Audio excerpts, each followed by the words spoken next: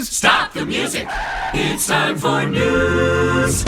Let's head into the drone newsroom and find out what's going on in the drone news sphere with Jeff Sills. What's happening, buddy?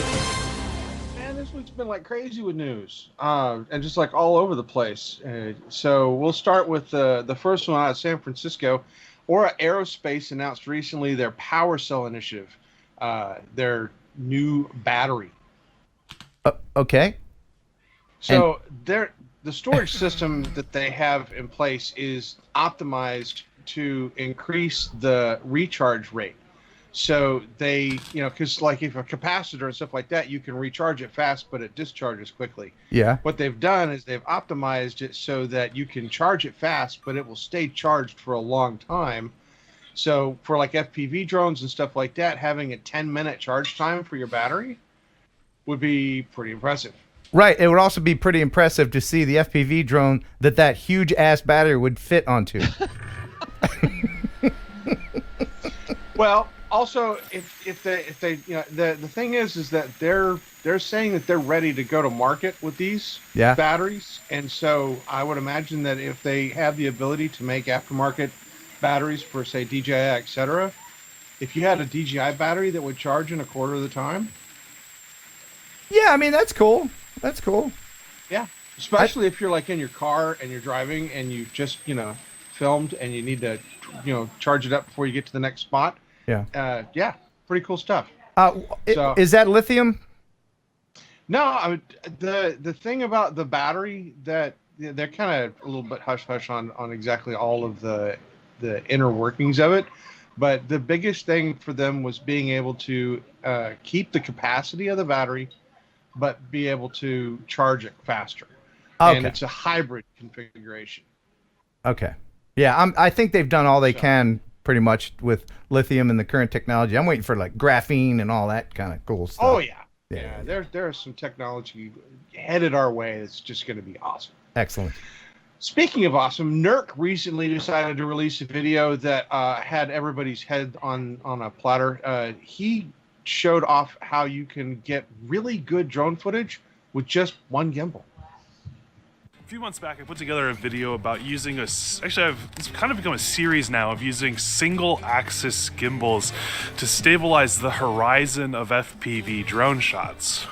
I think the most important thing that people want to see when they're kind of consuming FPV is that high intensity, high action sort of thing.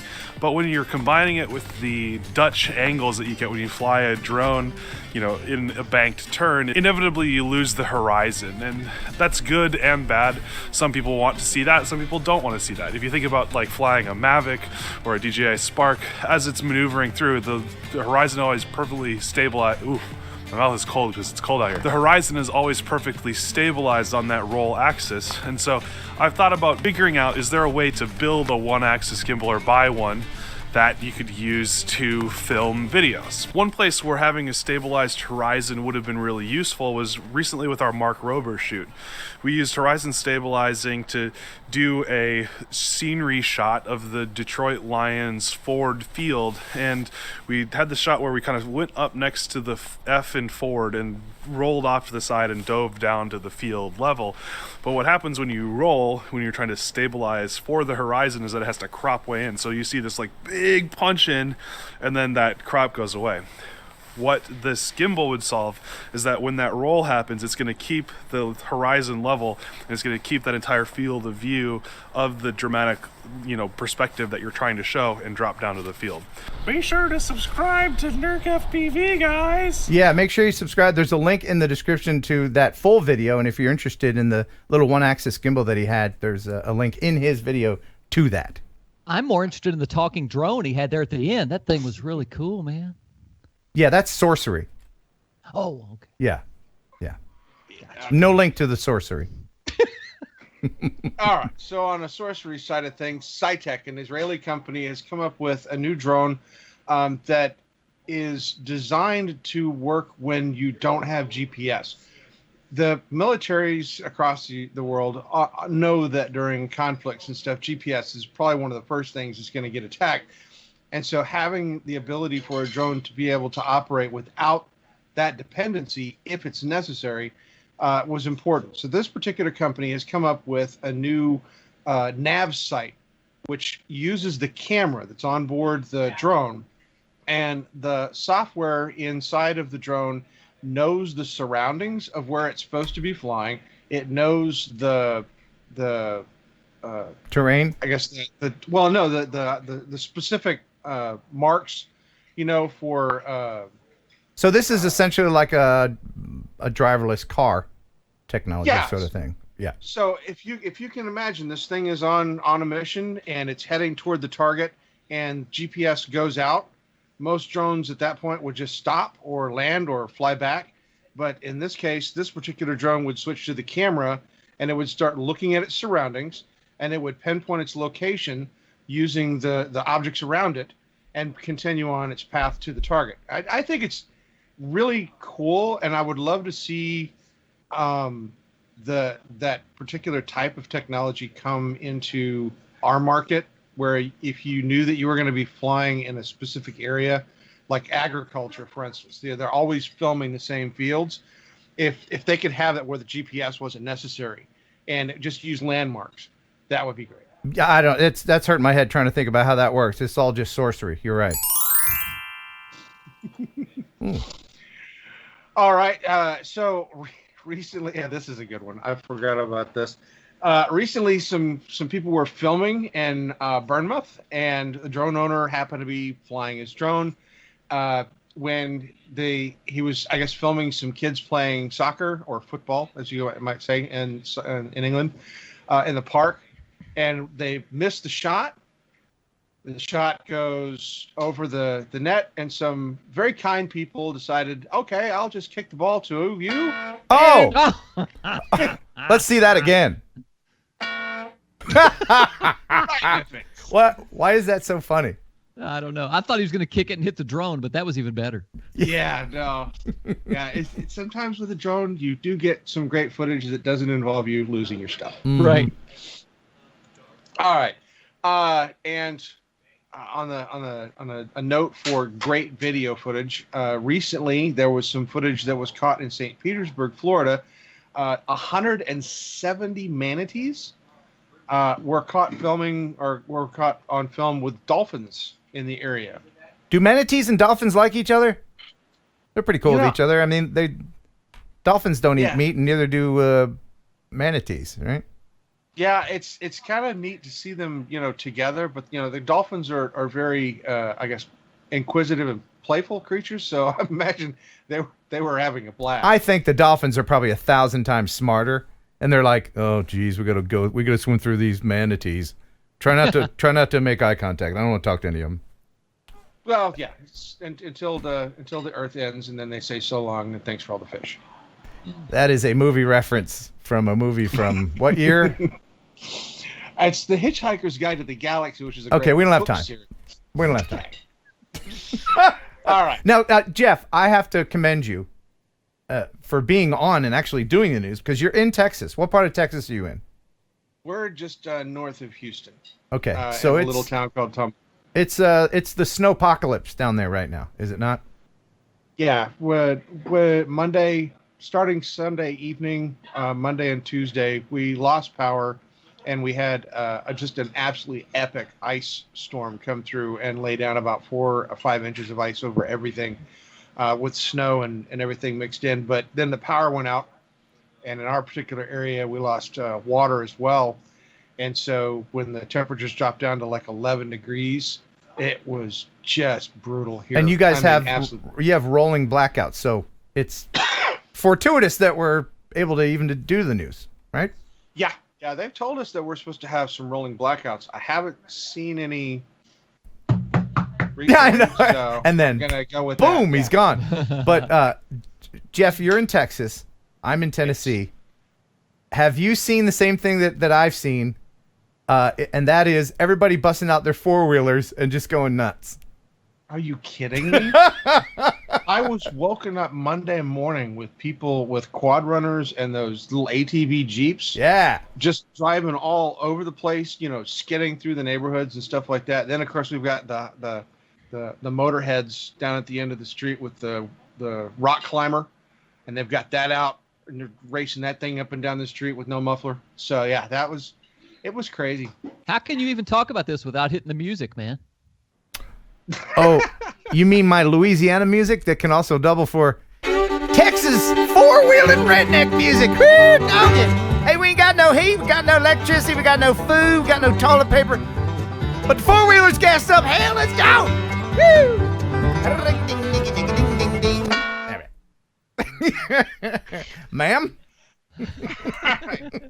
Well, so also in the news, some video footage came out of Austin of people that had lined up at one of the local HEBs, and the line just went on forever, trying to get into places to be able to get food. Are places closed where you are too, or is it like this? Well, they were closed up until today. Today they were open for about 5 hours. And in fact, I actually went to an HEB today and had to wait in a line outside to be let into the store. And then once we got into the store, it was pushy Chevy time. Are there price gouging going on there? Are they? No. Okay, no. good. The prices are all the same. It's just the product. You know, when the freezers weren't working, all of the food that was in the freezer spoiled. So any of the consumables or frozen foods were a loss, and they just haven't gotten them stocked. So what people are going after is everything else on the shelves. So it's pretty crazy. Okay. For those who don't know, myself included, what's an HEB? Is that a grocery store? Yeah, it's HEB is one of the prominent, Oh, I thought you meant an ATV. Come on, y'all, we're gonna get out in the snow in our ATVs. What's that? You got one of them dangerous three-wheelers from the 80s? Oh, the hell with it, bring it. Come on, we got health insurance. What's a little head trauma? What are you doing? Air farts? What are you doing? Is that your hoedown dance?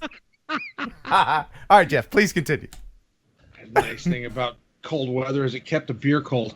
All right, so recently a girl 11 fell through ice into freezing water when she tried to do some sort of a TikTok thing that was really popular where people walk on thin ice. This is some sort of trend. Oh, God. And so the police department had their drone up. They videoed, they used the drone to help locate her, and they used the drone to help the people, get her back out. And it was a stupid thing that happened. She fell into the water and was stuck in there for 40 minutes in freezing cold water and wasn't able to move. What's silly is that this one particular spot that she decided to do this in, just a month earlier, some kid, a 12-year-old kid, had gotten killed trying to do the same thing. So I just not thinking or learning from this stuff. No, your life isn't worth views and likes. Nope. Yeah.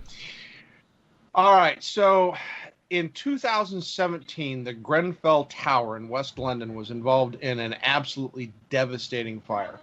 And it was all because of what they call cladding, which is, I guess, the energy and the heating stuff that they have in the buildings to keep them, warm. Insulated, There's 1,700 towers in the UK that have this cladding from the 1960s and 70s.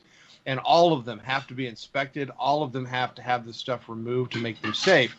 And for them to be able to do these inspections, the inspectors are now using drones to bring in and do the inspections with the drones to speed up the job. They can get the inspections done in half the time without having to set up scaffolding and everything else up the side of the buildings. And hopefully this initiative with the drones will help them make these buildings safer in the future and save lives. Excellent. Another good use for drones. Yes. Another good use. Yeah, and I see everybody's super chats. We're going to get to those here right after the news. Thank you very much. Oh, yeah. NASA landed a drone on Mars. I'm sorry, what? NASA landed a drone on Mars. Okay. So today... Really? Yes. So today NASA launched or landed their drone or their rover on Mars. And this particular rover, Perseverance, is unique in the sense that it has a drone with it. They worked for a considerably long time trying to work out the methodology for this drone to be able to fly in a Mars atmosphere. They simulated the Mars atmosphere to the best of their ability here on Earth. And It successfully landed today, and we're waiting patiently for them to break out the drone and for the first time fly. Just anything. This Just is so fly on cool, Mars. man. We're living in the future, man. Yeah, I always say that, but holy crap. So he got 4 golf clubs attached to his feet. Does that thing? Yeah, it did look like. Does that thing have does that have Martian avoidance on it? You know, You think? the design for this is the counter-rotating blades, so it doesn't have to have a tail rotor or anything like that. It can balance itself using the counter-rotation of the blades. It also is more efficient, so it'll be able to do more flights. Now, as for how it's set up for it to like recharge or how many flights they can get out of it, etc., that's to be, it's left up to be said. I'm interested to see how this thing functions. Wow, that is just amazing. Amazing. Well, the first rovers that we put up on Mars, they went for hundreds of miles over the years and went way beyond what NASA ever thought they were going to get out of them. Now that they've got a drone that can fly even farther, I'm really excited to see what they can see. Yeah, that's cool. We'll have to keep an eye on that. All right, so drone deliveries are becoming more and more of a thing that people are interested in trying to do, and 30% of the businesses are trying to use this as a same-day package delivery, and they want to have this like scaled up by 2040 to supposedly bring down costs. But the simple fact that they have to depend on the existing aircraft and the stuff that they're developing leads them to be a little bit more concerned. Do you need a beer? Are you okay? Yeah, I got A little bit more concerned. Hold on. it's good beer. Yeah, so please continue with the news.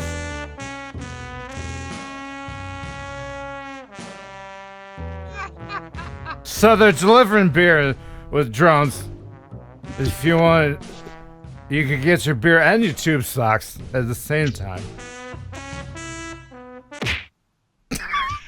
Well, so the concern is that if this particular trend continues, that the demand for electric aircraft is going to be growing considerably by leaps and bounds. So if you're an investor and you want to look for ways to make money, investing into the electronics required for electric aircraft could be beneficial. Okay. All right. And you will never live to see the benefits of what you've invested in because, as I've said before, widespread drone delivery won't happen until we get better battery technology, we get the airspace sorted out, and people stop suing each other whenever... Luann's getting spied on by that Amazon drone. I just know it. Sure.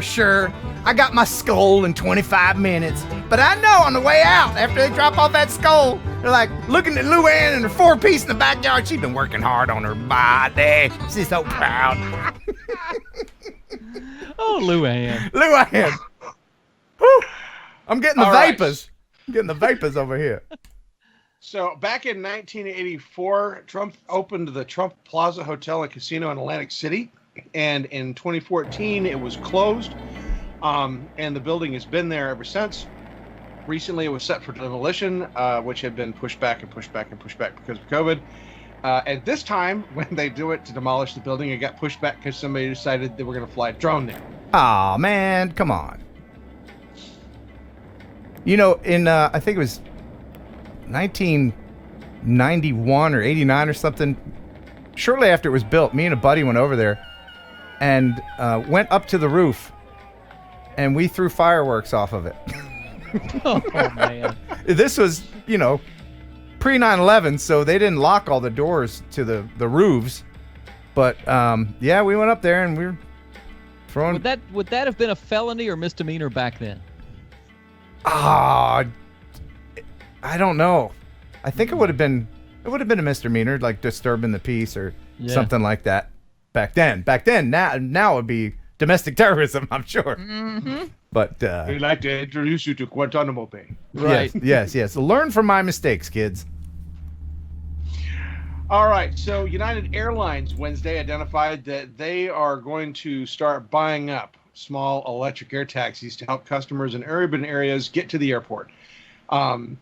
They want to start a drone taxi service specifically to get the customers for their airlines to the various airports quickly, efficiently, and without issue. Neat. Yeah, so Archer is an aircraft that they are looking at. It can fly up to 60 miles, has a max speed of 150 miles per hour. And so it will be interesting to see, with all the different companies that they're looking at and what they're investing in, which ones they go with, because, they didn't get EHang. So there you go. All right. And last in the news, we had a drone enthusiast who captured video footage of the world's largest nude female. Okay. Oh. All right. Let's check that out. So, the world's largest female, you say? Well, it's I'm a pretty sure. long artwork. Pretty sure. It's been a long time since I've been in school. But it looks like that dude's packing a large club. By the way, this that reminds me of another question I got to ask Danielle. tonight. No, dude, get the hell out of here. No. So yeah, Jeff, I'll send you some brochures, so you can tell, man from woman. That is who maintains that. I mean, shouldn't you get a lawnmower and blur that out? Yeah, hang on. Good, but your dad is still number one. Yeah, I don't think I'll ever beat you. Hey, Chris, what's with your leg? Oh my God, that's not your leg.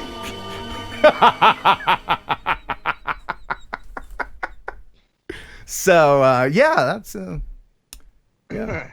Okay, so yeah, there was a female version of the sculpture, but those things have been there for hundreds of thousands of years. There are 1.5 million tons of rock and soil and stone and clay were used to create those things. They have been there, and I don't think they need much upkeep.